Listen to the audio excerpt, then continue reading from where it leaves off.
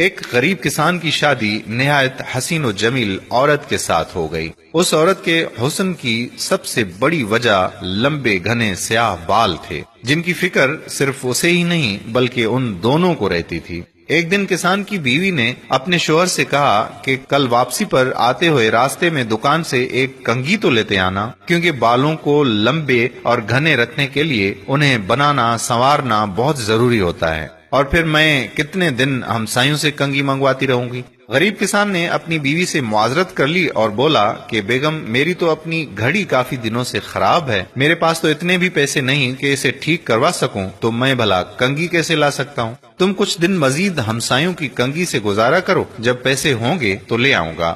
بیوی اپنے شوہر کی مجبوری کو سمجھ رہی تھی، اس لیے زیادہ تکرار نہیں کیا۔ کسان نے اس وقت تو اپنی بیوی کو چپ کروا دیا، لیکن پھر اندر ہی اندر اپنے آپ کو کوسنے لگا کہ میں بھی کتنا بدبخت ہوں کہ اپنی بیگم کی ایک چھوٹی سی خواہش بھی پوری نہیں کر سکتا۔ دوسرے دن کھیتوں سے واپسی پر کسان ایک گھڑیوں کی دکان پر گیا اور اپنی ٹوٹی ہوئی گھڑی اونے پونے داموں میں بیچی اور اس سے ملنے والے پیسوں سے ایک اچھی سی کنگھی خریدی اور بڑی رازداری سے چھپا کر گھر کی طرف روانہ ہوا۔ اس نے سوچا کہ گھر جا کر بیوی کو دکھاؤں گا تو وہ بہت خوش ہوگی۔ جب وہ گھر گیا تو کیا دیکھا کہ اس کی بیوی نے اپنے لمبے بال کٹوا دیے تھے اور مسکراتے ہوئے اس کی طرف دیکھ رہی تھی۔ کسان نے حیرت سے پوچھا کہ بیگم، یہ کیا کیا تم نے؟ اپنے بال کیوں کٹوا دیے؟ پتا ہے وہ تمہارے اوپر کتنے خوبصورت لگتے تھے۔ بیگم بولی کہ میرے سرتاج، کل جب آپ نے کہا کہ آپ کے پاس گھڑی ٹھیک کروانے کے لیے بھی پیسے نہیں ہیں تو میں بہت افسردہ ہو گئی، چنانچہ اپنے بال بیچ کر آپ کے لیے ایک گھڑی لائی ہوں۔